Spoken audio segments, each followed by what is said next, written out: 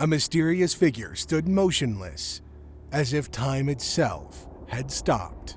No cries for help, no frantic last moments, just a silent end. A lone climber frozen mid-step, perfectly preserved by Dhaulagiri icy grip.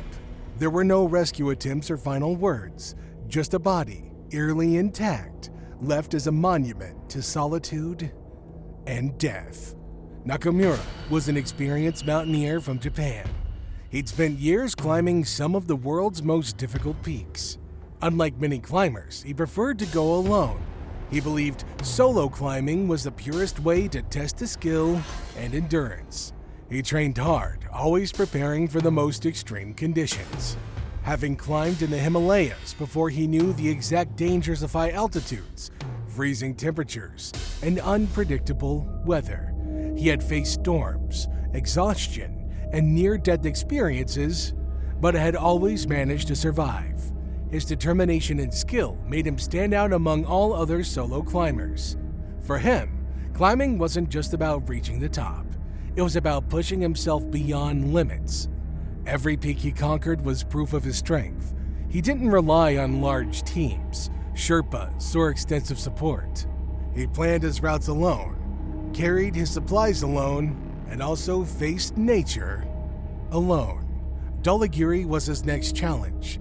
The mountain stood at 8,167 meters, known for its deadly slopes and brutal weather. It wasn't as popular as Everest, but it was far more dangerous. Many climbers had died trying to reach its summit.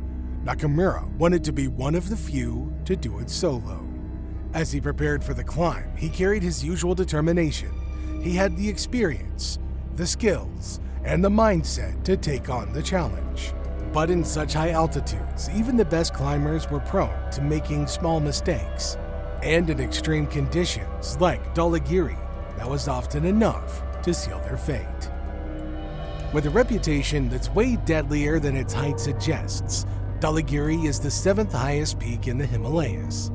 The mountain's steep slopes and the technical difficulties it presents makes it a serious challenge for the most seasoned mountaineers. It has sharp ridges and glacier-covered sections, which require very precise climbing skills. One mistake in these areas can end up being the climber's last. Every climber reported struggling with its constant weather changes and unpredictable avalanches. Its weather is also a significant threat. Winds can blow at over 100 miles per hour, and snowstorms can appear without warning. The high altitude means oxygen levels are low, making every step harder than the last. Even if climbers manage to ascend, the thin air and freezing temperatures absolutely shatter the body and mind due to fatigue and confusion.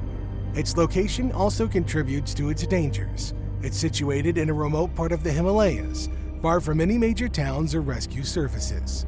If something goes wrong, help can be days away, if not weeks. The mountain's isolation makes it difficult for rescuers to reach climbers in time, often leaving them to face their fate alone. But these horrifying details are the very reason why it seemed like the perfect challenge for Nakamura. Difficult, remote, and full of risks. He knew no matter how prepared he was, the mountain's harsh conditions would still be unforgiving, and as he went on the summit, would prove to be much more than even he could handle. Nakamura began his climb with determination and confidence. Well aware of the risks, he reminded himself that he had faced worse in the past. His plan was to ascend solo, relying on experience and skills he developed over years of climbing. Moving at a steady pace, he stuck to the route that he'd carefully planned out. The first part of the climb went smoothly, with Nakamura navigating the steep slopes and icy ridges with ease. The weather, though cold, seemed manageable, and he made considerably good progress. As he ascended higher, though, the thin air began to take a toll on his body. Every breath became harder, and fatigue had started to set in. Just when he'd reached around 7,500 meters, conditions began to worsen. Strong winds whipped through the mountain, and it started to snow. The weather can change without warning, and Nakamura soon found himself battling more than just the mountain's physical challenges. The storm made it difficult to see and navigate, and the cold seeped into his bones.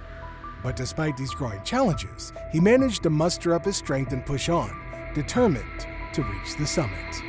But as he neared the final stages of his ascent, exhaustion overwhelmed him. His body was struggling to cope with the extreme conditions, and his movement slowed. But there was no sign of distress or a struggle. He didn't call for help, nor did he attempt to turn back. It seemed as if Nakamura had simply reached his limit, fatigued, cold, and isolated in the harsh environment. That final stretch of the climb seemed to have sealed his fate. Dhaulagiri had claimed Nakamura. Nakamura's body was found several weeks after he disappeared. A team of climbers had been searching the area for any signs of him, but given the conditions, the search proved to be incredibly difficult. The mountain had already claimed many lives, and rescue operations were slow due to the mountain's remote location and treacherous terrain. When his body was finally discovered, it was preserved. He was found sitting in the snow, his body frozen as if time had stopped. His gear, including his ice axe and climbing rope, remained in place, showing no signs of a struggle. The position of his body suggested that he had been sitting, possibly resting or trying to gather his strength, when death overcame him. The climbers who found him described the scene as haunting. There weren't any visible injuries or signs of a fall either, leading to the conclusion that he had simply succumbed to the extreme cold. Hypothermia was most likely the cause of death, though altitude sickness may have also played a role in his physical decline. But what made his death particularly disturbing was the calmness of it all. It was as if he had accepted his fate, silently passing away while being surrounded by the vast empty wilderness. He had faced the mountain's brutal conditions alone, with nobody to help him, or even witness his final moments. His body, still in the sitting position, was a chilling reminder of exactly how unforgiving the mountain could be. This discovery would become one of the most chilling tales in the world of solo mountaineering. His tragic loss in the mountain sparked a great deal of unrest within the mountaineering community. Many climbers and experts speculated about what went wrong and what could have been done differently.